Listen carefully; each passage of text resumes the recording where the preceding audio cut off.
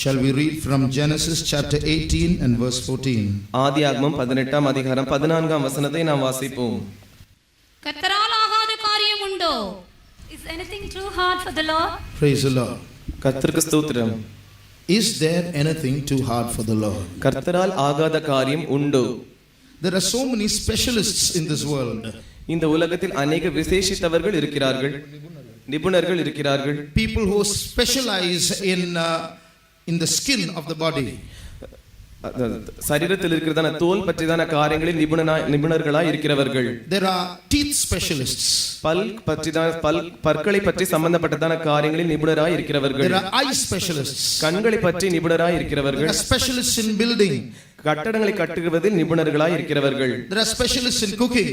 சமையல் செய்வதில் நிபுணர்களாய் இருக்கிறவர்கள். Our God is also a specialist. நம்முடைய தேவனும் ஒரு நிபுணர் தான். He is a specialist in difficulties. அவர் ஆகாத காரியங்களில் நிபுணராய் இருக்கிறார். He is a specialist in impossibilities. அவர் அசாத்தியமான காரியங்களில் நிபுணராய் இருக்கிறார். You know, heaven runs on a different science, on a different nature than that of the earth. பரலோகமானது இந்த பூமியில் இருக்கிறதை காட்டிலும் ஒரு வித்தியாசமான விஞ்ஞான ரீதியில் நடைபெறுகிறது. வித்தியாசமான இயற்கை அமைந்ததான காரியத்தில் அது நடைபெறுகிறது. The nature of heaven is called supernature. பரலோகத்தில் இருக்கிறதான இயற்கையானது இயற்கைக்கு அப்பாற்பட்டது என்று அழைக்கப்படுகிறது. It's not against this science, it's not against this nature, because it is God who created this science and nature. இந்த விஞ்ஞானத்திற்கு எதிரான விஞ்ஞானம் அந்த பரலோக விஞ்ஞானம் அல்ல. இப்பொழுது காணப்படுகிறதான இயற்கைக்கு எதிரான இயற்கை பரலோக இயற்கை அல்ல. ஏனென்றால் இந்த விஞ்ஞானத்தையும் இயற்கையும் தேவன் தாமே உண்டாக்கினார். But God, supernature or God, heaven's science and heaven's nature is beyond, is more than our science and nature. ஆனால் பரலோகத்தில் இருக்கிறதான இயற்கைக்கு அப்பாற்பட்டதான காரியமும் பரலோகத்தில் இருக்கிறதான விஞ்ஞானமும் பூமியில் காணப்படுகிறதான விஞ்ஞானத்தை காட்டிலும் இயற்கை காட்டிலும் அது இயற்கைக்கு அப்பாற்பட்டது. In a world that is full of difficulties, முற்றிலும் கடினமான காரியங்களினால் ஆகாத காரியங்களினால் நிறைந்ததான உலகம். in a world that is full of problems, பிரச்சனைகளினால் முற்றிலும் நிறைந்ததான ஒரு உலகம். in a world where we are running here and there for solutions and we can find no solution, எங்கேயாவது தீர்வு கிடைக்குமா என்று இங்கும் அங்குமாய் நாம் ஓடித்திருக்கிறதான உலகம். அப்படி ஓடினாலும் தீர்வு கிடைத்த பாடில்லை. is it not consoling to see a God who can offer a challenge like this? Is anything too hard for the Lord? கர்த்தரால் ஆகாத காரியம் ஒன்று உண்டோ என்று தேவன் நம்மை பார்த்து சொல்லும்போது இது தேவனிடத்திலிருந்து வருகிறதான ஆறுதலான வார்த்தையும் கடினமான காரியங்களுக்கு விரோதமான சவாலும் இருக்கிறதா அல்லவா? But before we can go further, நாம் இன்னும் தொடர்ந்து போவதற்கு முன்பாக, when we say God is a God of impossibilities, தேவன் அசாத்தியமான காரியங்களின் தேவன் என்று நாம் சொல்லும்போது, when we say God can do anything, தேவனால் எல்லாம் கூடும் என்று நாம் சொல்லும்போது, we must understand that there are some limitations. இதற்கென்று சில எல்லைகள் இருக்கிறது என்பதை, வரைமுறைகள் இருக்கிறது என்பதை நாம் விளங்கிக் கொள்ள வேண்டும். God can do anything within the bounds of logic, truth and within his will. தேவன் தம்முடைய சித்தத்தின்படியேயும் உண்மையின்படியேயும் வாஸ்தவமான காரியங்களின்படியேயும் சில காரியங்களை வரைமுறைக்குட்பட்டவைகளாய் அவர் செய்கிறார். Some people ask, can God make a stone so huge that he cannot carry? சில ஜனங்கள் இப்படி சொல்லுகிறார்கள், தேவனாலே சுமக்க கூடாமல் இருக்கிறதான மிகப்பெரிய கற்களை தேவனால் உண்டாக்க முடியுமா? So when you try to say God can, தேவனால் முடியும் என்று நாம் சொல்ல முயற்சிப்போம் என்றால், it means he can't carry the stone then, so it's impossible, so there's something he cannot do. அதனுடைய அர்த்தம் என்னவென்றால் அப்படியாக அவர் பெரிய கற்களை உண்டாக்கி வைத்து விடுவார் என்றால் அவரால் அந்த கற்களை சுமக்க முடியாது. எனவே தேவனால் செய்ய முடியாததான காரியமும் இருக்கிறது. But if you say he can't make such a stone, that means there's an impossibility again, so they'll catch you in any way. ஆனால் அப்படிப்பட்டதான கற்களை அவர் உண்டாக்க முடியாது என்று சொல்லுவோம் என்றால் அந்த இடத்திலும் அவரால் செய்ய முடியாததான காரியமாய் அது மாறிவிடுகிறது. எனவே இரண்டு நிலவரத்திலுமே நாம் பிடிபட்டு விடுவோம். That's why I said God can do everything within the bounds of logic. எனவே தான் நான் ஏற்கனவே சொன்னேன், தேவன் எந்த காரியத்தையும் வாஸ்தவமான காரியத்துக்கு இடையே இருக்கிறதான வரைமுறைக்குட்பட்டே அவர் செய்வார். Can God make this timepiece stand in the air at the same time stand on the table? தேவனால் இந்த சிறிய கடிகாரத்தை ஆகாயத்தில் கொஞ்ச நேரம் காற்றில் நிற்க வைத்துவிட்டு மறுபடியும் மேஜையில் அதே நேரத்தில் அவரால் ஒரே நேரத்தில் இரண்டு காரியத்தையும் செய்ய முடியுமா? To ask such a question itself is nonsense. இப்படிப்பட்ட கேள்வியை கேட்பதே ஒரு முட்டாள்தனமான காரியம். So God is not going to God is not outside logic. He is not outside sense. He is within sense. எனவே தேவன் உணர்வுகளுக்கு அப்பாற்பட்ட தேவன் அல்ல, அவர் உணர்வுகளுக்கு உள்ளே இருக்கிறதான தேவன். So when we ask a question, it should be reasonable. எனவே நாம் ஒரு கேள்வியை கேட்போம் என்றால் அது ஒரு அர்த்தமுள்ள கேள்வியாய் இருக்க வேண்டும். Can God make a circle that is a square at the same time? ஒரு வட்டத்தை ஒரு சதுரமாக உண்டாக்க முடியுமா? Can a square and a circle be can God make a square which is a circle at the same time? ஏற்கனவே வட்டமாய் இருக்கிறதான அந்த வட்டத்தை தேவன் அதை ஒரு சதுரமாய் மாற்ற முடியுமா? That means both it should be a circle and a square at the same time. அதனுடைய அர்த்தம் என்னவென்றால் ஒரே நேரத்தில் அது சதுரமாயும் இருக்க வேண்டும், வட்டமாயும் இருக்க வேண்டும். That is nonsense. இது ஒரு அர்த்தம் இல்லாததான முட்டாள்தனமான காரியம். Not only that, அது மாத்திரமல்ல, the Bible says God cannot lie. வேதம் சொல்லுகிறது தேவன் பொய் சொல்ல மாட்டார், அவரால் பொய் சொல்ல முடியாது. The Bible says God cannot deny himself. தேவன் தம்மை தாமே மறுதலிக்கவும் மாட்டார். You can't make God sin. நீங்கள் தேவனை பாவம் செய்ய வைக்க முடியாது. So there are things that he will not do and which are outside the scope of saying God can do anything. சில காரியங்கள் தேவனால் செய்ய முடியாதவையா இருக்கிறது.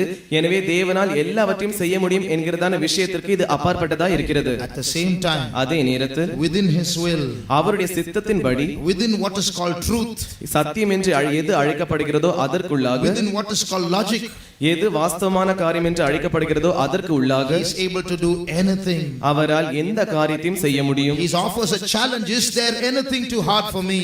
என்னால் செய்ய முடியாததான காரியம் உண்டா என்று அவர் சவால் விடுகிறார். But before we go to what God can do, தேவனால் என்ன காரியத்தை செய்ய முடியும் என்று நாம் போவதற்கு முன்பாக we must realize one thing. நாம் ஒரு காரியத்தை உணர்ந்து கொள்ள வேண்டும்.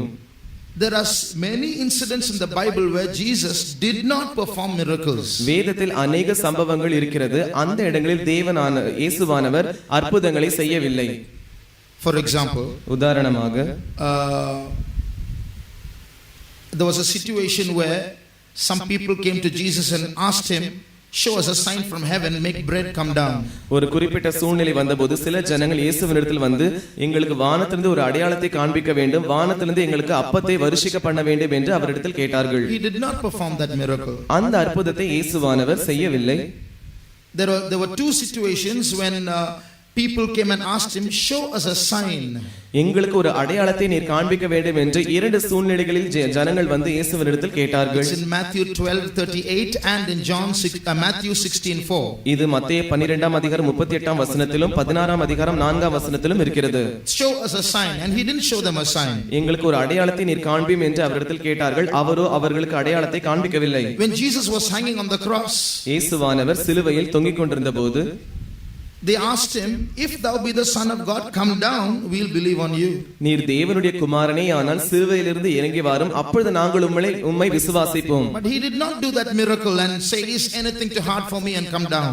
ஆனால் அவர் அந்த நேரத்தில் அந்த அற்புதத்தை செய்யவில்லை. என்னால் செய்ய முடியாதான காரியம் ஒன்றுமில்லை என்று சொல்லி அவர் இறங்கி வரவில்லை. When Jesus was tempted by the devil, இயேசுவானவர் சோதனைக்காரனினால் பிசாசினால் சோதிக்கப்பட்டபோது, if thou be the son of God, make these stones into bread. நீர் தேவனுடைய குமாரனே ஆனால் இந்த கல்லுகள் அப்பங்களாக மாறும்படி நீர் செய்யும். He did not make the stones into bread. அவர் கல்லுகளை அப்பங்களாய் மாற்றவில்லை.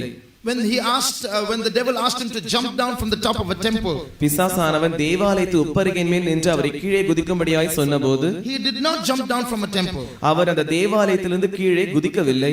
In the story of the rich man and Lazarus, ஐஸ்வரியவானை பற்றியும் லாசரை பற்றியும் இருக்கிறதான கதையில், the rich man asked Abraham to send Lazarus from the dead and preach to his brothers.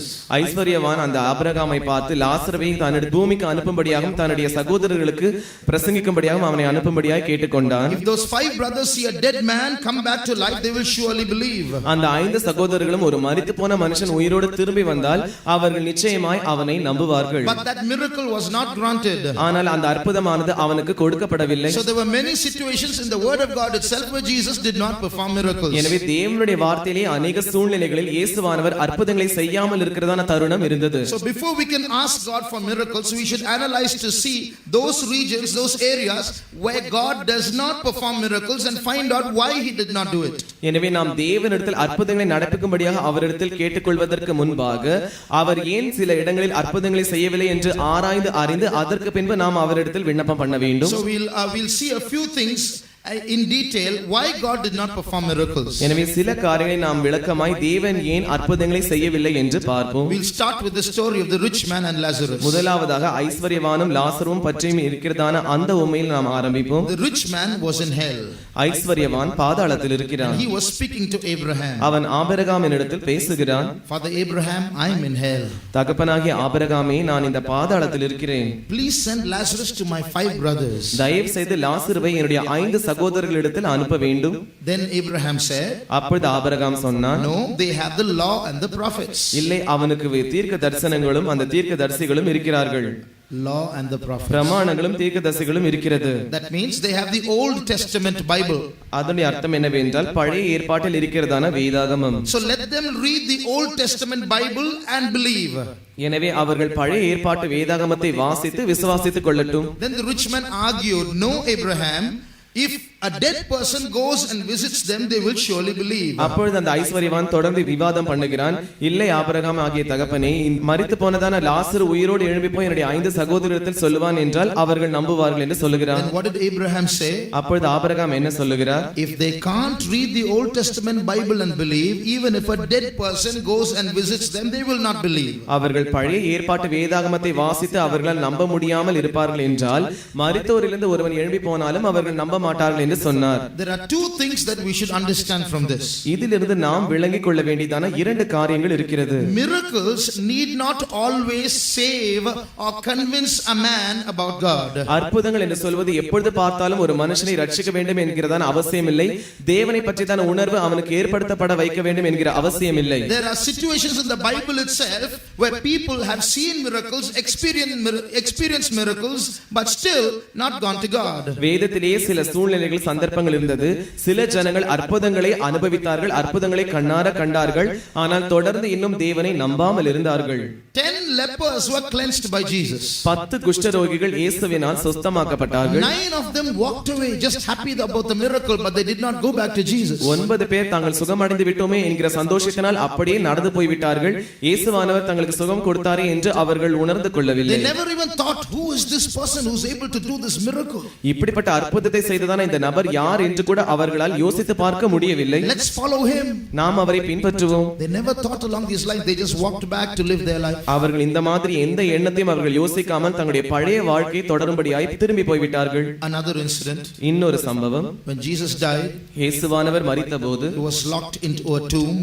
அவர் ஒரு கல்லறையில் வைத்து அடைக்கப்பட்டார். And there were 4 guards watching, so Roman soldiers watching over the tomb. அந்த கல்லறையின் வாசலில் 4 போர் சேவகர்கள் இருந்தார்கள். அவர்கள் அந்த கல்லறையை காவல் காத்துக் கொண்டிருந்தார்கள். On the 3rd day, 3ஆம் நாளில் suddenly as Mary went to the tomb, திடீரென்று மரியாள் அந்த கல்லறைக்கு போகும்போது தானே an angel came down and rolled away the stone and sat on the stone, the Bible says.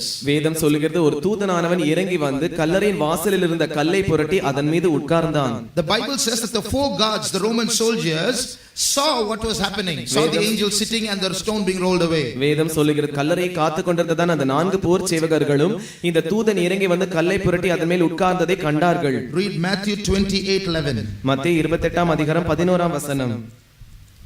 அவர்கள் போகையில் காவல் சேவகரில் சிலர் நகரத்துக்குள்ளே வந்து நடந்த யாவற்றையும் பிரதான ஆசாரியருக்கு அறிவித்தார்கள். Now when they were going, behold, some of the watch came into the city and showed unto the chief priest all the things that were done. So they saw something and they were reporting it to the chief priests. எனவே அவர்கள் ஏதோ ஒன்றை கண்டிருக்கிறார்கள். அதை போய் அந்த பிரதான ஆசாரியனிடத்தில் அவர்கள் புகார் கூறுகிறார்கள். They saw the stone being rolled away. அந்த கல் புரட்டி போடப்பட்டதை அவர்கள் கண்டார்கள். They saw the angel sitting on it. தூதனானவன் அந்த கல்லின் மேல் உட்கார்ந்திருந்ததை அவர்கள் கண்டார்கள். They saw Jesus missing from the tomb. கல்லறையில் இயேசுவானவர் இல்லை என்பதை அவர்கள் கண்டார்கள். 3 days they were there. How could Jesus escape? 3 நாட்களும் அவர்கள் அங்கேதான் இருந்தார்கள். அப்படியாக இருக்கும் என்றால் இயேசுவானவர் எப்படி தப்பி போயிருப்பார்? Something divine must have happened. ஏதோ ஒரு தெய்வீகமான காரியம் நடந்திருக்க வேண்டும். They were eyewitnesses of a miracle. ஒரு அற்புதத்தை அவர்கள் கண்ணார கண்டதான சாட்சிகளாய் அவர்கள் இருக்கிறார்கள். But the chief priest gave them lots of money. ஆனால் பிரதான ஆசாரியன் அவனுக்கு ஏராளமான பணத்தை அவர்களுக்கு கொடுத்து விட்டான். They took the money and told lies that Jesus was stolen. அவர்கள் பணத்தை வாங்கிக் கொண்டு பொய் சொன்னார்கள். இயேசுவானவரை திருடி கொண்டு போய்விட்டார்கள் என்று அவர்கள் பொய் சொன்னார்கள். So here you see, they see miracles in front of their eyes, but nothing. Their faith is not stirred towards God. எனவே இங்கே பார்க்கும்போது இவர்கள் கண்களுக்கு முன்பாகவே கண்ணாரதான ஒரு அற்புதம் நடைபெறுகிறது. ஆனால் அந்த அற்புதத்தை விசுவாசிக்கும்படியாக அவர்களுடைய விசுவாசமானது அனல் மூட்டி எழுப்பப்படவில்லை. So miracles are not the answer for salvation. It works but not always. எனவே அற்புதங்களானது ரட்சிப்பிற்கு ஒரு பதிலா இருக்கிறதில்லை. ஆனால் அற்புதங்கள் எப்பொழுதும் கிரியை செய்யக்கூடியதா இருக்கிறது. Miracles work but not always.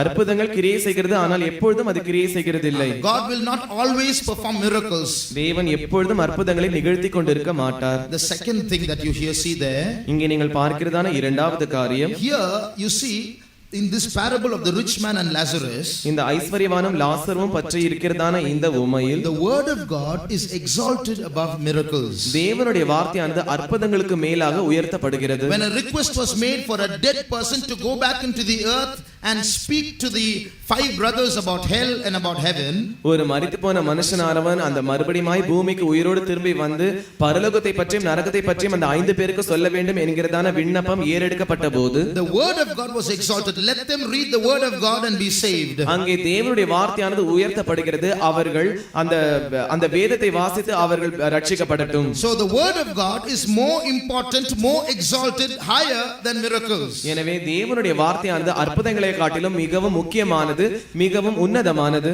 Real conversion of the heart is not by miracles but by the word of God. உண்மையான இருதயத்தினுடைய குணப்படுதலானது அற்புதங்களினால் அல்ல, அது தேவனுடைய வார்த்தையினால் குணமடைகிறது. But miracles will be a signature that the word spoken is from God. ஆனால் அற்புதங்களானது அந்த தேவனுடைய வார்த்தையானது தேவனால் தான் பேசப்பட்டது என்பதற்கு ஒரு முத்திரையாய் இருக்கிறது. So these are two things you learn from this miracle not happening. அற்புதங்கள் நடைபெறாமல் இருக்கிறதான 2 காரணங்கள் இதை பற்றி நாம் படிக்கிறோம். Coming to the temptations of Jesus, இயேசுவினுடைய சோதனைகளை பற்றி நாம் படிக்கும்போது, in 2 temptations Jesus was asked to do a miracle. 2 சோதனைகளில் இயேசுவானவர் அற்புதங்களை செய்யும்படியாக கேட்டுக்கொள்ளப்பட்டார். If you are the son of God, make these stones bread. நீர் தேவனுடைய குமாரனே ஆனால் இந்த கல்லுகள் அப்பங்களாக மாறுபடி நீர் செய்ய வேண்டும். If you are the son of God, jump down from the top of the temple. நீர் தேவனுடைய குமாரனே ஆனால் நீ தேவாலயத்தினுடைய உச்சியிலிருந்து கீழே குதிக்க வேண்டும். Both situations he could have said, is anything too hard for the Lord, and done both. 2 சூழ்நிலைகளிலுமே இயேசுவானவர் கர்த்தரால் ஆகாத காரியம் ஒன்றுமில்லை என்று சொல்லி அந்த 2 காரியங்களையும் அவர் நிகழ்த்தி இருந்திருக்கலாம். Because it's a challenge. If you are the son of God, if you claim to be the son of God, do this miracle. ஏனென்றால் இந்த காரியமானது இயேசுவுக்கு ஒரு சோதனையா இருந்தது. நீர் தேவனுடைய குமாரனே ஆனால் நீர் வானத்திலிருந்து வந்திருப்பீர் என்றால் இந்த அற்புதத்தை நீர் செய்ய வேண்டும். But he did not do it. ஆனால் அவரோ அதை செய்யவில்லை. Why couldn't he do it and prove that he was the son of God? அவர் ஏன் அதை செய்துவிட்டு தான் தேவனுடைய குமாரன் தான் என்று நிரூபிக்காமல் இருந்தார்? Beloved, Jesus did not come into this world to perform a magic show.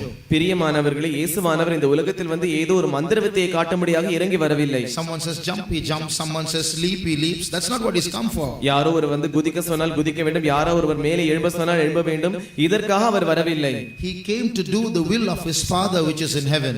பரலோகத்தில் இருக்கிறதான தம்முடைய பிதாவின் சித்தத்தை செய்யும்படியாகவே அவர் இறங்கி வந்தார். So he was proving there that the will of his Father was more important than performing a miracle. எனவே அற்புதங்களை செய்வதை காட்டிலும் பிதாவினுடைய சித்தத்தை செய்வதுதான் மிக முக்கியமானது என்பதை அவர் நிரூபித்துக் கொண்டிருந்தார். Not only that, அது மாத்திரமல்ல, by obeying the Father, he only proved by obeying that he was the Father's son. பிதாவுக்கு கீழ்ப்படிவதன் மூலமாக தாம் பிதாவினுடைய குமாரன் என்று அவர் அதன் மூலமாய் நிரூபித்தார். So by not doing the miracle, he was only proving that he, the heavenly Father, was his father and that he was his son. எனவே அற்புதங்களை செய்யாமல் இருப்பதின் மூலமாக அவர் பிதாவினுடைய குமாரன் என்றும் பரத்தில் இருக்கிற பிதாவானவர் அவருக்கு பிதாவா இருக்கிறார் என்றும் அவர் நிரூபித்தார்.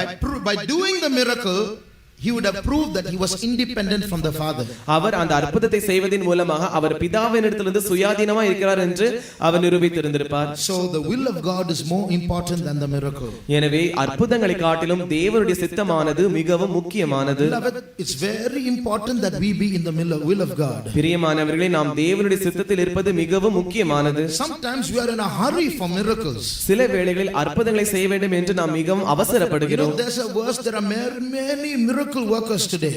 இன்று अनेक அற்புதங்களை செய்கிறவர்கள் இருக்கிறார்கள். May God bless them and God anoint them to continue to do those miracles. தேவன் தாமே அவர்களை ஆசீர்வதிப்பாராக, தொடர்ந்து அற்புதங்களை செய்யும்படியாக அவர்களை அபிஷேகம் பண்ணுவாராக. May God save many thousands through those miracles. தேவன் தாமே அந்த அற்புதங்களின் மூலமாக ஆயிரக்கணக்கானவர்களை ரட்சிப்பாராக. But the Bible says on judgment day many will come to the Lord and claim heaven because they have performed many miracles. In thy name we have done many wonderful works. ஆனால் வேதம் சொல்லுகிறது நியாயத்தீர்ப்பு நாளில் अनेक அற்புதங்களை செய்கிறவர்கள் வந்து அந்த அற்புதங்களை நாங்கள் செய்தோமே, உம்முடைய நாமத்தினாலே அற்புதங்களை செய்தோமே என்று அவர்கள் வந்து சொல்லுவார்கள் என்று சொல்லுகிறது. They do it in no other name, they do it in Jesus name. அவர்கள் வேறு எந்த நாமத்தினாலும் அற்புதங்களை செய்யவில்லை, இயேசுவின் நாமத்தினால் அவர்கள் அற்புதங்களை செய்தார்கள். In Jesus name be healed. இயேசுவின் நாமத்தில் நீ சுகமாவாயாக. In Jesus name demons get out. இயேசுவின் நாமத்தில் பிசாசுகளே நீங்கள் ஓடி போங்கள். And what does Jesus say at the end of it all? இவைகள் எல்லாவற்றின் முடிவில் இயேசுவானவர் என்ன சொல்லுகிறார்? He looks at those miracle workers and says, I never knew you, depart from me ye that work iniquity. அவர் அந்த அற்புதங்களை செய்கிறவர்களை பார்த்து எப்படி சொல்லுகிறார்? அக்கிரமக்காரரே என்னை விட்டு அகன்று போங்கள், நான் உங்களை ஒரு காலம் அறியவில்லை என்று அவர் சொல்லுகிறார். What is the iniquity there? அங்கே இருக்கிறதான அக்கிரமம் என்ன? God has given them the gift. தேவனானவர் அவர்களுக்கு வரத்தை கொடுத்திருந்தார். But they are misusing it outside the will of God. ஆனால் அவர்களோ தேவனுடைய சித்தத்திற்கு புறம்பாக அதை தவறாய் பாவித்திருக்கிறார்கள். They are not led by the Spirit in doing that, in operating of the gifts. அந்த வரங்களை பாவிப்பதில் அவர்கள் தேவனுடைய ஆவியினால் நடத்தப்படவில்லை. Sometimes if we are sick, சில வேளையில் நாம் ஒருவேளை வியாதியா இருப்போம் என்றால் it may be because God is chastising us. ஒருவேளை தேவன் நம்மை அந்த வியாதியின் மூலமாக சிட்சித்துக் கொண்டிருப்பார். God may be judging us. ஒருவேளை தேவன் நம்மை நியாயம் தீர்த்துக் கொண்டிருப்பார். God may be wanting us to make a confession of our sins. ஒருவேளை நம்முடைய பாவங்களை அறிக்கை செய்ய வேண்டும் என்பதற்காக தேவன் அந்த வியாதியை அனுமதித்திருப்பார். So at that time, அந்த நேரத்தில் what does God expect? தேவனானவர் என்ன எதிர்பார்க்கிறார்? He expects us to humble ourselves, confess our sins and return back to him. நம்மை நாமே தாழ்த்த வேண்டும், நம்முடைய பாவங்களை அறிக்கையிட வேண்டும், அவரிடத்தில் திரும்ப வேண்டும் என்று அவர் எதிர்பார்க்கிறார். But instead of confessing the sin, we run to a miracle worker and get healed. ஆனால் நம்முடைய பாவங்களை அறிக்கையிடுவதற்கு பதிலாக அற்புதங்களை செய்கிறவரிடத்தில் நாம் ஓடி போய் சுகத்தை பெற்றுக்கொள்வோம் என்றால் what is born there is not healing but iniquity. அங்கே சுகம் பிறக்கவில்லை, அங்கே அக்கிரமம் தான் பிறந்திருக்கிறது. That healing is called iniquity. அந்த சுகமானது அக்கிரமம் என்று அழைக்கப்படுகிறது. Because the body is healed without the soul being healed. ஏனென்றால் ஆத்மா சுகப்படாமல் இந்த சரீரமானது குணமாக்கப்பட்டிருக்கிறது. So the will of God is that we should first of all confess our sins, humble ourselves, acknowledge the truth and go to God for healing after that. எனவே தேவனுடைய சித்தம் என்னவென்றால் முதலாவது நாம் நம்முடைய பாவங்களை அறிக்கையிட வேண்டும், நம்மை தாழ்த்த வேண்டும், அதற்கு பிறகு நாம் தேவனிடத்தில் போக வேண்டும். So these are some of the reasons why God does not perform miracles. தேவனானவர் ஏன் அற்புதங்களை செய்யவில்லை என்பதற்கான சில காரணங்கள் இவைகள். So what is the state of our hearts? எனவே நம்முடைய இருதயங்களின் நிலவரம் எப்படி இருக்கிறது? Do we realize that the word of God is more powerful than all miracles? எல்லா அற்புதங்களை காட்டிலும் தேவனுடைய வார்த்தையானது மிகவும் வல்லமை வாய்ந்தது என்று நாம் உணர்கிறோமா? There are so many prophets in the Bible. வேதத்தில் अनेक தீர்க்கதரிசிகள் இருக்கிறார்கள். Gad, காத், Nathan, நாத்தான், Elijah, எலியா, Elisha, எலிசா, Nahum, நாகும், Habakkuk, ஆபக்கு, Ezekiel, எசேக்கியேல், Isaiah, ஏசாயா, Jeremiah, எரேமியா, Daniel, தானியேல், Hosea, ஓசியா, Joel. யோவேல். You know the list. அந்த பட்டியலை நீங்கள் அறிவீர்கள். Of this big list, இப்படிப்பட்ட மிகப்பெரிய பட்டியலில் how many performed miracles? எத்தனை பேர் அற்புதங்களை செய்தார்கள்? Only Elijah and Elisha. எலியாவும் எலிசாவும் மாத்திரம். All the others had only the word of God. They did not perform miracles. மற்ற எல்லாரும் தேவனுடைய வார்த்தை தான் உரைத்தார்கள், ஒருவரும் அற்புதங்களை செய்யவில்லை. Of course, a few were there, but they were not total miracle workers. அவைகளும் கூட சில அற்புதங்களை செய்தவர்கள் இருந்தார்கள், ஆனால் அவர்கள் முழுமையாக அற்புதங்களை செய்தவர்கள் அல்ல. So there itself you hear the message. The word of God is more important than miracles. எனவே அந்த இடத்திலே நமக்கு இந்த தூது கிடைக்கிறது, அற்புதங்களை காட்டிலும் தேவனுடைய வார்த்தையானது அத்தியாவசியமானது. We believe that God is going to do miracles even in this place. இந்த இடத்தில் கூட தேவனானவர் அற்புதங்களை செய்யக்கூடியவர் என்று நாம் நம்புகிறோம். We are not trying to downplay the truth that God is not a God of impossibilities. தேவனானவர் அசாத்தியமான காரியங்களின் தேவன் என்று நாம் அந்த சத்தியத்தை கீழே தள்ளும்படியாய் முயற்சிக்கிறதில்லை. We still believe that he is the God of impossibilities. அசாத்தியமான காரியங்களின் தேவன் என்று இன்றும் நாங்கள் நம்புகிறோம். But we should learn the order first in which we should attain it. ஆனால் அதை நாம் எப்படி பெற்றுக்கொள்ள வேண்டும் என்கிறதான முறைமையை நாம் படிக்க வேண்டும். So keeping all these things in mind, இந்த எல்லா காரியங்களையும் நாம் நம்முடைய மனதில் வைத்தவர்களாய் understanding that the will of God is very important. தேவனுடைய சித்தமானது மிகவும் முக்கியமானது என்று நாம் விளங்கிக் கொண்டவர்களாய் We should understand a few truths. சில சத்தியங்களை நாம் உணர்ந்து கொள்ள வேண்டும். We should understand in what order miracles take place. என்ன முறையில் அற்புதங்கள் நடைபெறுகிறது என்பதை பற்றி நாம் விளங்கிக் கொள்ள வேண்டும். God wants to perform miracles. தேவனானவர் அற்புதங்களை செய்ய விரும்புகிறார். God is looking for opportunities to reveal himself. தேவனானவர் தம்மை தாமே வெளிப்படுத்த வேண்டியதான சூழ்நிலைகளை அந்த சம்பவங்களை அவர் எதிர்பார்த்து கொண்டிருக்கிறார். But one reason sometimes this is hindered, one reason why miracles do not happen is our unbelief. அற்புதங்கள் நடைபெறாமல் இருக்கிறதான ஒரு காரணம், அந்த அற்புதங்கள் தடைபடுகிறதான ஒரு காரணம் நம்முடைய அவிசுவாசம். No, we have come through a long period in the church age where we have not seen miracles happen, so to believe in a miracle seems difficult. எனவே சபையின் சரித்திரத்தினுடைய நீண்ட காலத்திற்குள்ளாக நாம் வந்திருக்கிறோம். எனவே இதுவரைக்கும் அவ்வளவாய் அற்புதங்கள் நடைபெறாமல் இருக்கிறபடினால் அற்புதங்கள் நடைபெறுமா என்கிறதான அவிசுவாசம் நமக்குள் காணப்படுகிறது. Small miracles take place here and there, but those big miracles which we expect is still to happen. இங்கேயும் அங்கேயும் அவ்வப்போது அற்புதங்கள் நடைபெறுகிறது. ஆனால் நாம் எதிர்பார்க்கிறதான மிகப்பெரிய அற்புதமானது இன்னும் நடைபெற வேண்டியதா இருக்கிறது. So to cultivate our faith is a little difficult. எனவே நாம் நம்முடைய விசுவாசத்தை கட்டி எழுப்புவது சற்று கடினம். One day a woman read the Bible. ஒரு நாள் ஒரு ஸ்திரீ ஒரு வேதத்தை வாசித்தாள். And she read that portion, if you have faith and you ask the sycamore tree to move from one place to another, it will happen. It will get uprooted and displaced. நீங்கள் விசுவாசம் உள்ளவர்களை அத்திமரத்தை பார்த்து அது வேரோடு பிடுங்கப்பட்டு வேறு இடத்தில் நடப்பட வேண்டும் என்று நீங்கள் சொல்லுவீர்கள் என்றால் அது அப்படியே நடக்கும். Then she wanted to test it. அதை அவள் சோதிக்கும்படியாய் விரும்பினாள். There was a tree in her backyard. அவளுடைய தோட்டத்தில் ஒரு மரம் இருந்தது. And she said, Lord, I'm going to test this and see if you're able to do miracles. அப்பொழுது அவள் ஆண்டவரை பார்த்து, ஆண்டவரே இந்த அற்புதங்கள் நடைபெறுமா இல்லையா என்று நான் சோதித்து பார்க்க விரும்புகிறேன் என்று சொன்னாள். So she went to her room and started praying. எனவே அவள் ஒரு அறைக்கு சென்று ஜெபிக்க ஆரம்பித்தாள். Lord, I command in your name that that tree be uprooted and moved to another place. ஆண்டவரே உம்முடைய நாமத்தினாலே இந்த மரமானது வேரோடு பிடுங்கப்பட்டு இன்னொரு இடத்தில் நடப்பட வேண்டும் என்று நான் உம்முடைய நாமத்தினாலே கட்டளையிடுகிறேன். She prayed for some time. அவள் கொஞ்ச நேரம் ஜெபித்தாள். Then she got up. அவள் எழுந்தாள். And went and looked through the window. தன்னுடைய ஜன்னலின் வழியாக அவர் போய் பார்த்தாள். The tree was still there. மரம் அங்கேதான் இருந்தது. Then you know what she said? அப்பொழுது அவள் என்ன சொன்னாள் என்று தெரியுமா? I knew it will be here only. நான் இது இங்கேதான் இருக்கும் என்று எனக்கு ஏற்கனவே தெரியும். So that's how our faith works sometimes. இப்படிதான் நம்முடைய விசுவாசமும் சில வேளைகளில் கிரியை செய்கிறது. So the real faith which is able to move mountains is missing in us. எனவே மலையை பெயர்க்கத்தக்கதான உண்மையான விசுவாசமானது நமக்குள் இல்லாமல் இருக்கிறது. I must confess, as I speak to you the word of God, my faith also must develop. தேவனுடைய வார்த்தை பேசுகிற நான் தானே எனக்குள்ளாக விசுவாசமானது முன்னேற்றம் அடைய வேண்டும் என்று நான் முதலாவது அறிக்கையிட வேண்டும். You know, there is a verse in the Bible which says Jesus could not perform miracles. Not did not, but could not. வேதத்தில் இப்படிப்பட்டதான ஒரு வசனம் இருக்கிறது. இயேசுவால் அற்புதங்களை செய்ய முடியவில்லை என்று இருக்கு. அவர் செய்யவில்லை என்றல்ல, அவர் செய்ய முடியவில்லை அவரால்.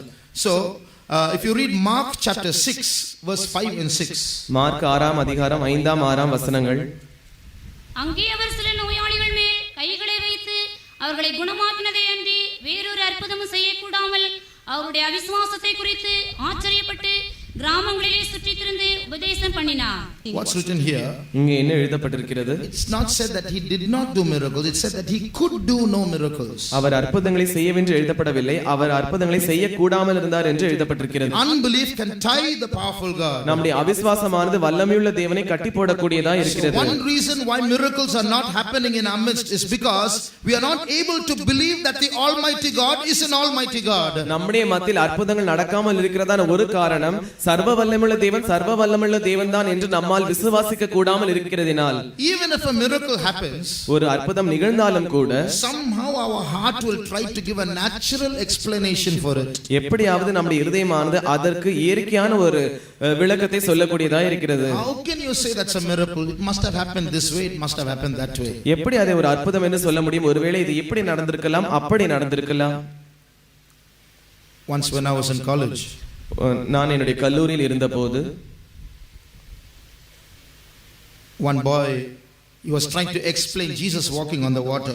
இயேசுவானவர் தண்ணீரின் மேல் நடந்ததை அவன் விளக்க முயற்சித்துக் கொண்டிருந்தான். He said it could have been that there was ice there, so he could have walked on the water. ஒருவேளை இயேசு நடந்தான அந்த இடமானது ஐஸாக இருந்திருக்கும், எனவே அவர் அதன் மேல் எளிதாய் நடந்திருந்திருப்பார்.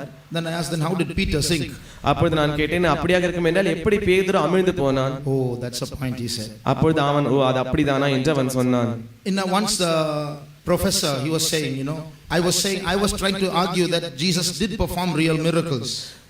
ஒரு முறை நான் ஒரு பேராசிரியரிடத்தில் இயேசுவானவர் அற்புதங்களை செய்தார் என்று அவரிடத்தில் விவாதம் பண்ணி கொண்டிருந்தேன். I was trying to say Jesus could heal without medicine. இயேசுவானவரால் மருந்து இல்லாமல் சுகத்தை தர முடியும் என்று நான் சொல்ல முயற்சித்துக் கொண்டிருந்தேன். He said even Jesus used medicine. அப்பொழுது அவர் சொன்னார், இல்லை, இயேசு கூட மருந்து உபயோகித்தார். Jesus spat on the ground and took clay and smeared it on the eyes of a blind man. இயேசு தரையில் உமிழ்ந்து அதனால் சேர் உண்டாக்கி அந்த சேரை எடுத்து அந்த குருடனானவருடைய கண்களின் மேல் பூசினார். So the clay has medical properties. எனவே அந்த சேற்றிற்கு மருத்துவ குணங்கள் இருக்கிறது. So you smeared it and he was healed. எனவே அவன் அவனுடைய கண்களின் மேல் பூசப்பட்டதினால் அவன் சுகமடைந்தான். So I asked him. எனவே நான் அவரை பார்த்து கேட்டேன், next time you see a blind man, you spit on the ground, take some clay, put it on his eyes and see what happens. அடுத்த முறை நீங்கள் ஒரு குருடரை பார்ப்பீர்கள் என்றால் நீங்கள் அவனை அங்கே நிற்க வைத்துவிட்டு சேற்றில் தரையில் உமிழ்ந்து அதை சேராக மாற்றி அவனுடைய கண்களில் பூசுங்கள். You'll most probably get a slap in your face, that's all. ஏறக்குறைய உம்முடைய கன்னத்தில் ஒரு அறைதான் நமக்கு கிடைக்கும், அவ்வளவுதான். See, this is how we human beings try to give natural explanations for miracles. We can't believe that this happened this way. இப்படிதான் மனுஷர்களாகிய நாம் அற்புதங்களுக்கு இயற்கைக்குரியதான காரணங்களை சொல்ல முயற்சிக்கிறோம். அற்புதங்கள் உண்மையாக நடந்தது என்று நம்மால் நம்ப முடிகிறதில்லை. One day in a Bible class, a teacher was explaining how the Israelites were crossing the Red Sea. ஒரு முறை ஒரு வேத பாடத்தில் ஒரு ஆசிரியர் எப்படி இஸ்ரவேல் ஜனங்கள் சிவந்த சமுத்திரத்தை கடந்தார்கள் என்று விளக்கிக் கொண்டிருந்தார். And she said the wind blew. அப்பொழுது அந்த ஆசிரியர் சொன்னார்கள், காற்று அடித்தது. Small children were listening. சிறிய பிள்ளைகள் அதை கவனித்துக் கொண்டிருந்தார்கள். Wind blew and the sea was divided into two and the Israelites walked on dry ground. காற்று அடித்தது, சமுத்திரம் இரண்டாக பிரிக்கப்பட்டது, இஸ்ரவேல் ஜனங்கள் உலர்ந்த தரையின் வழியாய் நடந்து சென்றார்கள். The teacher was not believing all this. She was just teaching the class because she had to teach. இந்த ஆசிரியை இந்த காரியங்களை நம்பாமல் இருந்ததான ஒரு ஆசிரியா இருந்தார்கள். அவர்கள் ஆசிரியையா இருந்தபடினால் இந்த காரியங்களை சாதாரணமாய் கற்றுக் கொடுத்துக் கொண்டிருந்தார்கள். One little girl was hearing the story, got so excited she started clapping her hands. ஒரு சிறிய பெண் பிள்ளை இதை கேட்டுக்கொண்டு மிகவும் பரவசம் அடைந்து இந்த காரியத்தை கேட்டவுடன் கைத்தட்ட ஆரம்பித்தாள். Why are you clapping your hands? The teacher asked. அப்பொழுது ஆசிரியை அவளை பார்த்து, நீ ஏன் கைத்தட்டுகிறாய் என்று கேட்டார்கள். She said, no miss, the wind blew and the sea divided into two and they walked on dry ground. How miraculous it is. I'm so excited. அப்பொழுது அந்த பிள்ளை இப்படி சொன்னால், இல்லை, காற்று அடித்தது, சமுத்திரம் இரண்டாக பிரிக்கப்பட்டது, உலர்ந்த தரையாய் மாறினதான அந்த இடத்தில் ஜனங்கள் நடந்து சென்றார்களே, இது எப்படி என்று நான் பரவசம் அடைந்து விட்டேன் என்று அவள் சொன்னாள். And the teacher said, அப்பொழுது ஆசிரியை சொன்னாள், it did not happen like that. அது அப்படி நடக்கவில்லை. Actually the water was only shallow water, knee deep, that's all. உண்மையிலே அங்கே தண்ணீர் மிகவும் குறைவாக இருந்தது, முழங்கால் அளவுதான் இருந்தது. They walked through the water. In the Bible they are saying wind blew and they walked on dry ground. That's not true. They walked through knee deep water. அவர்கள் அந்த குறைந்த தண்ணீர் வழியாக தான் நடந்தார்கள். வேதம் தான் ஏதோ காற்று அடித்தது, சமுத்திரம் பிரிந்தது என்று சொல்லுகிறார்கள். ஆனால் உண்மையிலே அவர்கள் முழங்கால் அளவு இருக்கிறதான தண்ணீரை கடந்து சென்றார்கள். That little girl believed it and she became very sad. Oh, is that so? அப்பொழுது அந்த சிறிய பிள்ளை இதை நம்பிவிட்டு மிகவும் துக்கப்படைந்து, இப்படியா என்று கேட்டுவிட்டாள். After some time the story went on. கொஞ்ச நேரம் கழித்து அந்த கதை மறுபடியும் தொடர்ந்தது.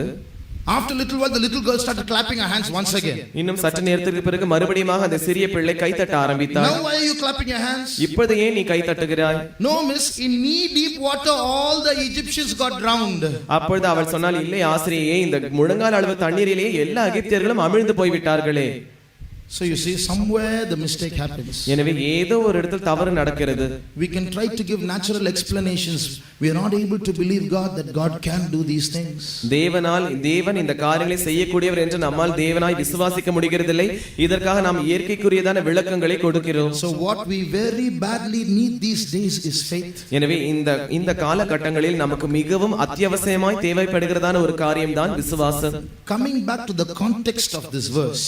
இந்த வசனத்தினுடைய பகுதிக்கு நாம் வருவோம் என்றால், when did God say, is anything hard for me? என்னால் செய்ய முடியாததான காரியம் ஒன்று உண்டோ என்று தேவன் எப்பொழுது சொன்னார்? Abraham was 99 years old. Abraham 99 வயதுள்ளவனாய் இருந்தான். Sarah was 89 years old. சாராளுக்கு 89 வயது. They are almost dead. ஏறக்குறைய மரித்தவர்கள். And now an angel comes and tells them, the Lord comes and tells them, within a span of 9 months you're going to get a child. அப்பொழுது தேவன் வந்து அவர்களிடத்தில் சொல்லுகிறார், 9 மாத காலத்திற்குள் உனக்கு ஒரு குழந்தை பிறக்கும். Now that's an impossible situation. இது ஒரு அசாத்தியமான சூழ்நிலை. Humanly it is impossible. மனுஷீக ரீதியாக இது அசாத்தியமானது. At that time அதே நேரத்தில் God was telling this to Abraham. தேவனானவர் இந்த காரியத்தை ஆபிரகாமினிடத்தில் சொல்லிக் கொண்டிருந்தார். Sarah was listening from the tent door. சாராள் கூடார வாசலில் நின்று பின்பாக நின்று கொண்டு இதை கவனித்துக் கொண்டிருந்தாள். Suddenly the Lord started speaking to Sarah. திடீரென்று தேவன் சாராளினிடத்தில் பேச ஆரம்பித்தார். Why did you laugh? நீ ஏன் நகைத்தாய்? Sarah said, I didn't laugh. அப்பொழுது சாராள் நான் நகைக்கவில்லை என்று அவள் சொன்னாள். Of course you laughed. இல்லை நீ நகைத்தாய் என்று அவர் சொன்னார். Both were true. இரண்டும் உண்மைதான். When the Lord said Sarah laughed, that was true. When Sarah said she didn't laugh, that's also true. தேவன் சாராளை பார்த்து நீ நகைத்தாய் என்று சொன்னதும் உண்மை, இல்லை நான் நகைக்கவில்லை என்று சாராள் சொன்னதும் உண்மை. How? எப்படி? The Bible says she laughed within herself. வேதம் சொல்கிறது அவள் தனக்குள்ளே சிரித்துக் கொண்டாள். So outwardly she didn't laugh, and so when she said she didn't laugh, that was true in one sense. எனவே வெளிப்பிரகாரமாக அவள் சிரிக்கவில்லை, எனவே அவள் நான் சிரிக்கவில்லை என்று சொல்வது உண்மை. But the Lord could see a laughter inside her heart. ஆனால் அவளுடைய இருதயத்திற்குள் அவள் நகைத்ததை தேவனால் காண முடிந்தது. We are also laughing about miracles today. இன்றும் கூட நாமும் அந்த அற்புதங்களை பற்றி சிரித்துக் கொண்டிருக்கிறோம். We have the laughter of unbelief. அந்த அவிசுவாசத்தினுடைய நகைப்பு நமக்குள் இருக்கிறது. The laughter of doubt. சந்தேகத்தினுடைய நகைப்பு. The laughter of our own intelligence at work. நம்முடைய சொந்த ஞானம் கிரியை செய்கிறதான நகைப்பு. So then that's when the Lord asks, is anything too hard for me? அந்த இடத்துல தான் தேவனானவர் கேட்கிறார், கர்த்தரால் ஆகாத காரியம் உண்டோ? Even today, let's understand that our God is a God. He doesn't say, is anything impossible for me? Is anything too hard? It's everything is easy for him is what he's trying to say. இன்றும் கூட அந்த ஆபிரகாமுடைய தேவன் நம்முடைய தேவன் என்று நாம் நம்புவோமாக. என்னால் செய்ய முடியாதான காரியம் ஒன்று இருக்குது என்று அவர் சொல்லாமல், கர்த்தரால் ஆகாத காரியம் ஒன்று உண்டோ என்று அவர் சொல்லுகிறார். Everything is easy. எல்லாம் எனக்கு எளிதானது. That is what God is trying to say there. இதை தான் அந்த இடத்தில் தேவன் சொல்ல முயற்சிக்கிறார். So this unbelief within, எனவே உள்ளே இருக்கிறதான இந்த அவிசுவாசம் is actually a laughter at God. உண்மையிலே நாம் தேவனை பார்த்து சிரிக்கிறதா இருக்கிறது. It's unbelief is mocking God. அவிசுவாசமானது தேவனை பரியாசம் பண்ணுகிறது. It's not something wrong, it's a sin. அது ஏதோ தவறு அல்ல, அது ஒரு பாவம். That's why the Bible says even the unbelieving will be cast into the lake of fire. எனவே தான் வேதம் சொல்கிறது அவிசுவாசிகளும் கூட அந்த அக்கினியும் கந்தகம் எரிகிற கடலிலே தள்ளப்படுவார்கள். So if we have unbelief in our heart this evening, எனவே இந்த மாலை வேளையில் நமக்கு அவிசுவாசம் உள்ள இருதயம் இருக்கும் என்றால், it's not something just to rectify, it's something to confess. இது ஏதோ திருத்தப்பட வேண்டியதான ஒன்று அல்ல, இது அறிக்கை செய்யப்பட வேண்டியதாய் இருக்கிறது. It's a sin that is dangerous enough to send us to the lake of fire. அக்கினியும் கந்தகம் எரிக்கிறதான அந்த அனுப்பக்கூடியதான ஒரு பாவமாய் இது இருக்கிறது. When God wants to do big things in our midst, தேவனானவர் நம்முடைய மத்தியில் மகத்தான காரியங்களை செய்ய விரும்பும்போது, when God wants to do miracles in our midst, நம்முடைய மத்தியில் தேவன் அற்புதங்களை செய்ய வேண்டும் என்று விருப்பமாய் இருக்கும்போது, we are not able to believe him. அவரை நம்மால் விசுவாசிக்க முடிகிறதில்லை. We are tying the impossible God of impossibilities. அசாத்தியங்களின் தேவனை நாம் கட்டி போடுகிறோம். He can see us all in trouble. நாம் எல்லாரும் பிரச்சனைகள் இருப்பதை அவரால் பார்க்க He முடிகிறது. can see all our difficulties. நம்முடைய எல்லா கடினங்களையும் அவரால் பார்க்க முடிகிறது. Quite often what we are doing is we go and fast and pray, we kneel down and pray, we pray in the night, but is there faith mixed in that prayer? அடிக்கடி நாம் என்ன செய்கிறோம் என்றால், நாம் போய் உபவாசித்து ஜெபிக்கிறோம், இரவு வேளைகளில் ஜெபிக்கிறோம், முழங்கால் படிட்டு ஜெபிக்கிறோம், ஆனால் அந்த ஜெபத்தில் விசுவாசம் கலந்து காணப்படுகிறதா? God does not say according to your prayer be it unto you. He says according to your faith be it unto you. தேவனானவர் நம்மை பார்த்து உன்னுடைய ஜெபத்தின்படி உனக்கு ஆக கடவது என்று சொல்லாமல், உன்னுடைய விசுவாசத்தின்படி உனக்கு ஆக கடவது என்று சொல்லுகிறார். So how much are we able to believe that God will perform it? எனவே அந்த தேவனானவர் நிச்சயமாய் அந்த காரியத்தை செய்வார் என்று நம்மில் எத்தனை பேர் நம்புகிறோம்? Last year I was sick. கடந்த வருடம் நான் வியாதிப்பட்டேன். For 2 months I was bedridden. 2 மாதம் நான் படுக்கையில் இருந்தேன். I could not move my hands and my feet. என்னுடைய கரங்களையும் என்னுடைய கால்களையும் என்னால் அசைக்க முடியாது. Someone else had to feed me, someone else had to brush my teeth. யாரோ ஒருவர் வந்து தான் எனக்கு சாப்பாடு ஊட்டி விட வேண்டும், யாரோ ஒருவர் வந்து தான் எனக்கு பல் விளக்கி விட வேண்டும். In the nights when everyone was asleep, I could not sleep. இரவு வேளைகளில் எல்லாரும் தூங்கிக் கொண்டிருக்கும்போது என்னால் தூங்க முடியாது. If a mosquito came and sat on my face, I couldn't even drive it away. ஒரு கொசு வந்து என்னுடைய முகத்தில் உட்கார்ந்தால் கூட அதை என்னால் துரத்தி விட முடியாது. I could feel evil spirits surrounding me and challenging me. பொல்லாத ஆவிகள் என்னை சூழ்ந்து கொண்டு என்னை பார்த்து சவால் விடுவதை என்னால் உணர முடிந்தது. I could feel in my spirit an army of evil spirits coming and saying, this is your end. பொல்லாத ஆவிகள் ஒரு ராணுவமாய் வந்து இது உன்னுடைய முடிவு என்று என்னுடைய ஆவிக்குள் சொல்வதை என்னால் உணர முடிந்தது. But by the grace of God I could also see a faith challenging those evil spirits. ஆனால் கர்த்தருடைய கிருபையின் மூலமாக தேவனுடைய விசுவாசமானது அந்த ஆவிகளை பார்த்து சவால் விடுவதை என்னால் உணர முடிந்தது. By the grace of God I was able to believe that God is greater than the powers of darkness. கர்த்தருடைய கிருபையின் மூலமாக என்னுடைய அவர் வந்து இந்த பொல்லாத ஆவிகளின் மேல் ஜெயம் கொள்வார் என்று என்னால் நம்ப முடிந்தது. I believe that his power was greater than the powers of darkness. அவருடைய வல்லமையானது இந்த அந்தகாரத்தின் வல்லமைகளை காட்டிலும் மகத்தானது என்று என்னால் உணர முடிந்தது. Little by little I was able to see all the bands of the enemy breaking. கொஞ்சம் கொஞ்சமாக அந்த எல்லா சத்துருக்களுடைய கட்டுகளும் அறுந்து போவதை என்னால் பார்க்க முடிந்தது. All glory be to God, today I am whole. எல்லா மகிமையும் தேவனுக்கே நான் செலுத்துகிறேன், இன்று நான் சுகமாய் இருக்கிறேன். So I am healed not because of my faith, I am healed because God is a great God. எனவே நான் என்னுடைய விசுவாசத்தினால் சுகமாக்கப்படவில்லை, என்னுடைய தேவன் மகா பெரிய தேவனாய் இருப்பதினால் நான் சுகமாக்கப்பட்டேன். Who do you think your God is? உங்களுடைய தேவன் எப்படிப்பட்டவர் என்று நீங்கள் நினைக்கிறீர்கள்? One day I met a believer. ஒரு நாள் நான் ஒரு விசுவாசியை சந்தித்தேன்.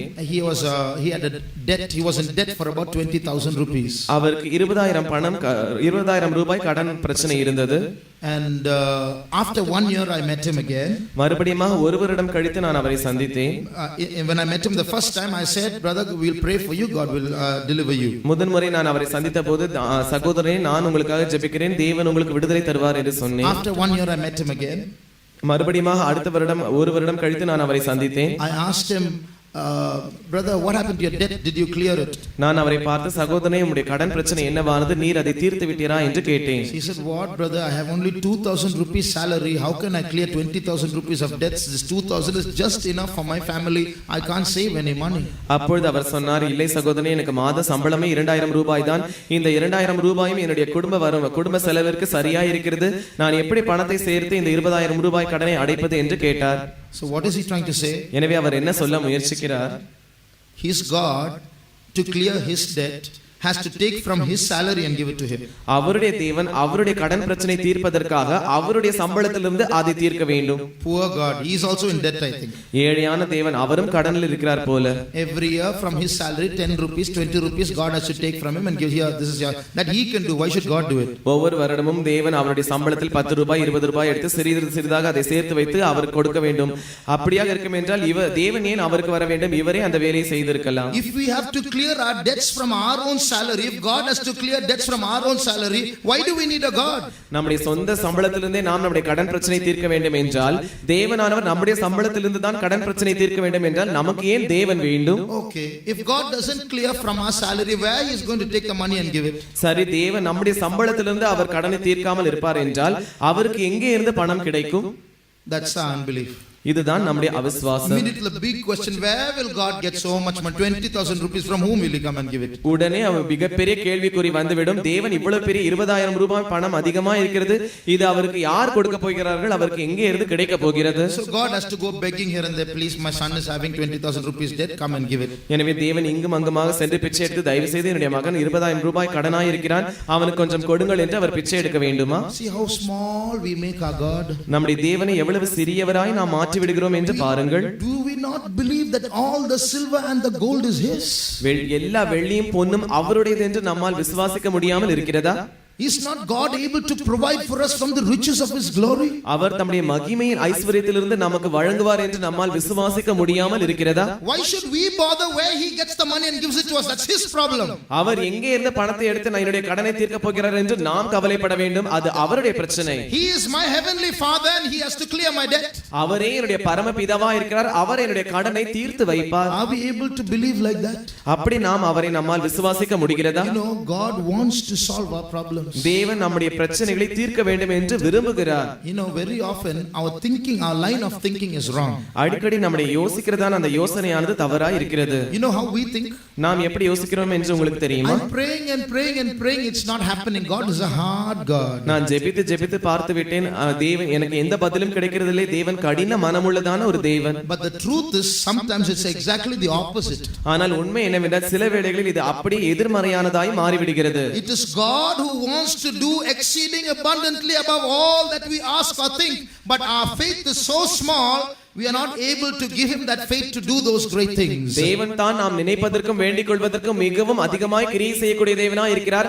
ஆனால் நாமோ அந்த நம்முடைய தேவனை, நம்முடைய விசுவாசத்தை அவர் கொடுக்காமல் இருப்பதின் மூலமாக அந்த தேவனை சிறிய தேவனாய் நாம் மாற்றி விடுகிறோம். God is thinking in crores, but we are thinking in hundreds. தேவன் கோடி கணக்கில் அவர் யோசித்துக் கொண்டிருக்கிறார், ஆனால் நாமோ நூற்றுக்கணக்கில் யோசித்துக் கொண்டிருக்கிறோம். Let's ask pardon for our laughing at God. எனவே தேவனை பார்த்து நாம் சிரித்தோமே, அதற்காய் நாம் அவரிடத்தில் மன்னிப்பு கேட்போம். Let our eyes open to see a big God before us. நம்முடைய கண்களை நாம் திறந்து நமக்கு முன்பாக பெரிய தேவன் இருக்கிறாரே, அவரை நாம் பார்ப்போமாக. Let's understand that when God says, is anything too hard for me, your problem is nothing before him.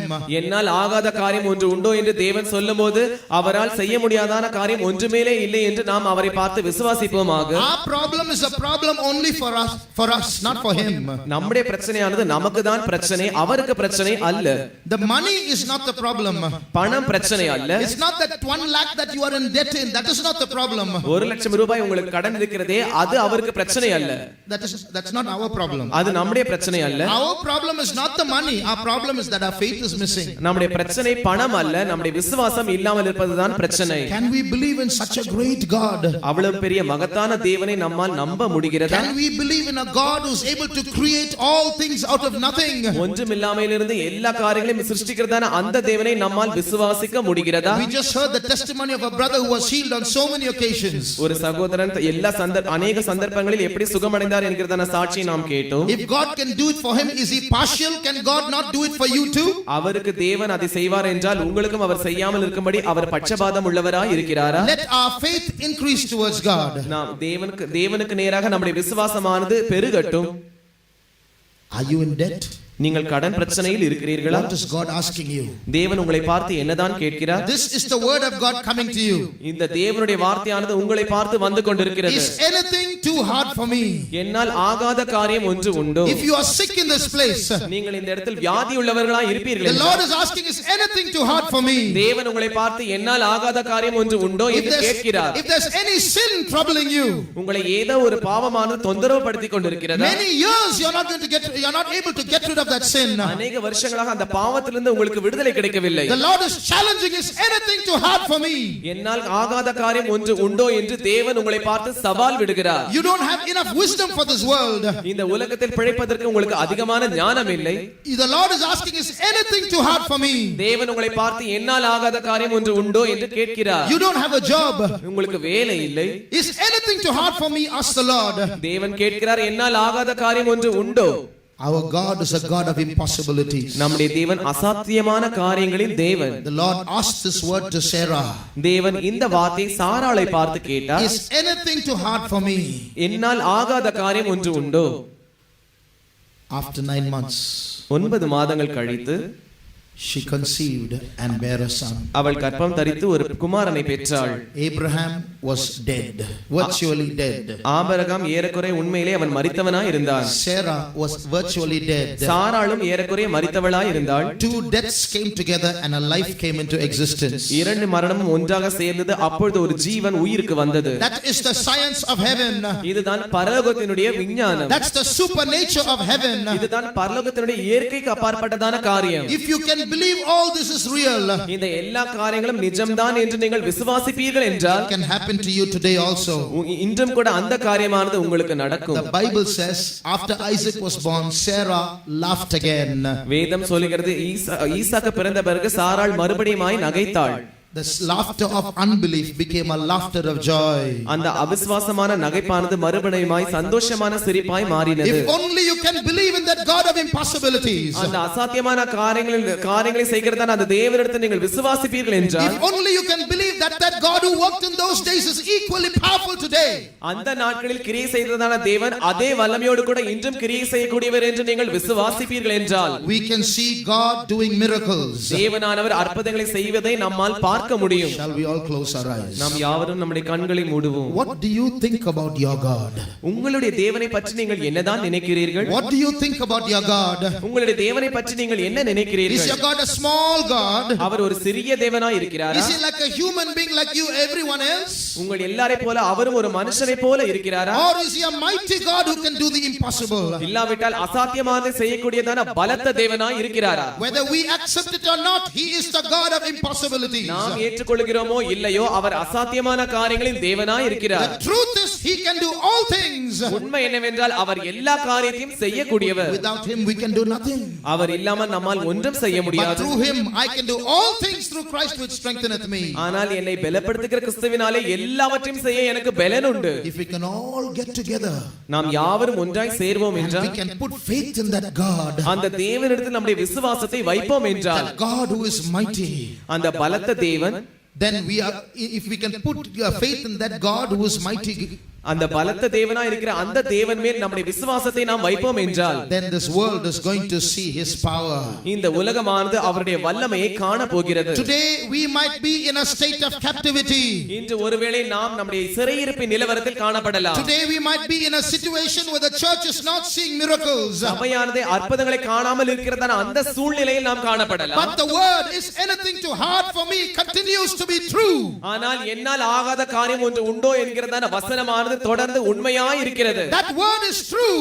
அந்த வார்த்தையானது உண்மை உள்ளது. It shall always be true. அது எப்பொழுதும் சத்தியம் உள்ளது. And if we can come together and believe in that mighty God, நாம் யாவரும் ஒன்றாக சேர்ந்து அந்த பலத்த தேவனை நாம் நம்புவோம் என்றால் this church is going to see those lost miracles once again. இந்த சபையானது எழுந்து போன அந்த அற்புதங்களை மறுபடியுமாய் காண போகிறது. The God of miracles is going to rise up once again in the church. அந்த அற்புதங்களை செய்யக்கூடியதான தேவன் மறுபடியுமாய் சபையில் எழும்ப போகிறார். Your God and my God is not a dead God.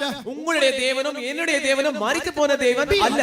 Behold, I am alive forevermore. இதோ நான் சதா காலங்களிலும் உயிரோடு இருக்கிறேன். I have the keys of hell and of death. இதோ மரணத்திற்கும் பாதாளத்திற்கும் உரிய திறவுகோல்களை நான் வைத்திருக்கிறேன். Is anything too hard for me? என்னால் ஆகாத காரியம் ஒன்று உண்டோ?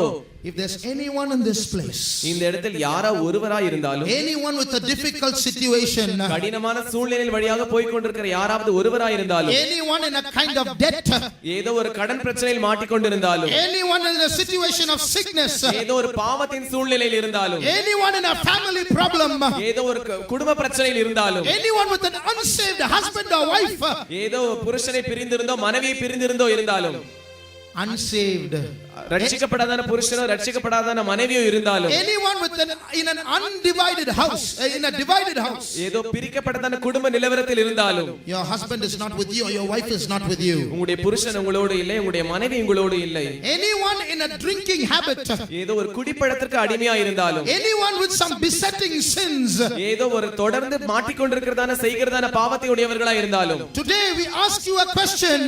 இன்று உங்களை பார்த்து நாங்கள் ஒரு கேள்வியை கேட்கிறோம். As the word of God comes to you, தேவனுடைய வார்த்தையானது உங்களை நோக்கி வரும்போதுதான், is anything hard for me?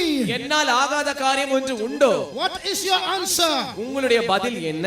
If you think that your God is an ordinary God, an ordinary human being, உங்களுடைய தேவனானவர் சாதாரண தேவன் என்றும் சாதாரண மனுஷன்தான் என்றும் நீங்கள் நினைப்பீர்கள் என்றால், you can remain seated. நீங்கள் அங்கேயே அப்படியே உட்கார்ந்து இருக்கலாம். But if you realize that your God is a God of impossibilities, உங்களுடைய தேவன் அசாத்தியமான காரியங்களை செய்யக்கூடிய தேவன் என்று நீங்கள் உணர்வீர்கள் என்றால், as the word of God comes to you, is anything too hard for me?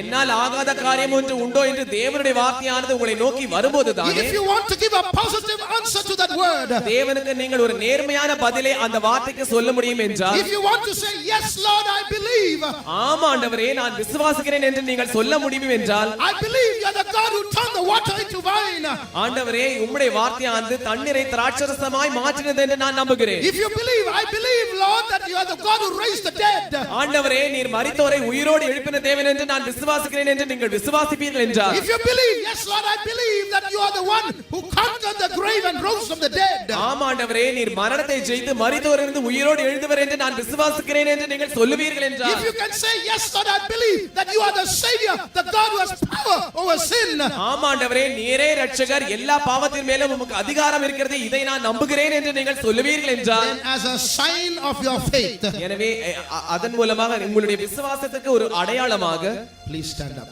தயவு செய்து எழுந்து நில்லுங்கள். If you can't believe, you may remain seated. உங்களால் நம்ப முடியாமல் இருக்கும் என்றால் நீங்கள் அப்படியே உட்கார்ந்து இருக்கலாம். But if you believe there's a mighty God in this place, இந்த இடத்தில் ஒரு வல்லமையுள்ள பலத்த தேவன் இருக்கிறார் என்று நீங்கள் விசுவாசிப்பீர்கள் என்றால், maybe with your eyes you cannot see him, but there's a mighty God in this place. ஒருவேளை உங்களுடைய கண்களினால் நீங்கள் அதை காண முடியாமல் இருக்கலாம், ஆனால் அந்த வல்லமையுள்ள பலத்த தேவன் இங்கே இருக்கிறார். You believe there's a mighty God in this place, பலத்த தேவன் இங்கே இருக்கிறார் என்று நாங்கள் நம்புகிறோம். and you can hear this voice. Is there anything too hard for me? அவருடைய வார்த்தையாக என்னால் ஆகாத காரியம் ஒன்று உண்டோ என்கிறதான வார்த்தையானது வந்து கொண்டிருக்கிறது. Close your eyes. உங்களுடைய கண்களை மூடுங்கள். Fix your attention only on that God. உங்களுடைய கவனத்தை அந்த தேவன் மேலேயே வைத்து விடுங்கள். Listen to his voice. அவருடைய வார்த்தைக்கு செவி கொடுங்கள். Is anything too hard for me? என்னால் ஆகாத காரியம் ஒன்று உண்டோ? Is anything too hard for me? என்னால் ஆகாத காரியம் ஒன்று Is உண்டோ? anything too hard for me? என்னால் ஆகாத காரியம் ஒன்று உண்டோ? Say yes, Lord, I believe there's nothing too hard for you.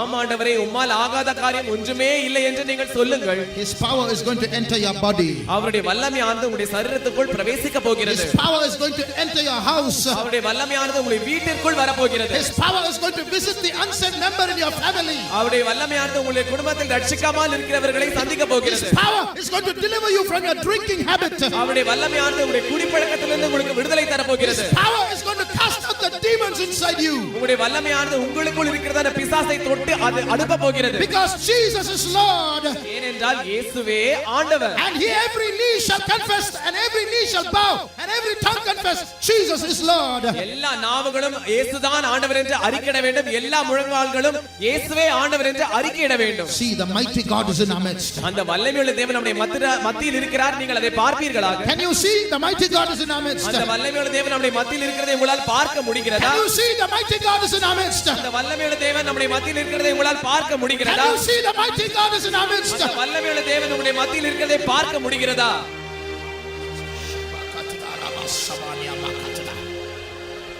We are going to sing that chorus we sang at the beginning once again. ஆரம்பத்தில் நாம் பாடினதான அந்த பல்லவியை நாம் மறுபடியும் பாட போகிறோம். If you believe, நீங்கள் விசுவாசித்தால், as you sing that song, நீங்கள் இந்த பாடலை பாடும்போது தானே Jesus is Lord, இயேசுவே ஆண்டவர், your sin will bow before you and leave. உங்களுடைய பாவமானது உங்களுக்கு முன்பாக வணங்கி விட்டு உங்களை விட்டு ஓடி போகும். Your sickness will bow before Jesus and say Jesus is Lord and leave. உங்களுடைய வியாதியானது இயேசுவுக்கு முன்பாக வணங்கி விட்டு இயேசுவே ஆண்டவர் என்று சொல்லிவிட்டு அது உங்களை விட்டு ஓடி போகும். Your debt problem will bow before Jesus who is in you and leave.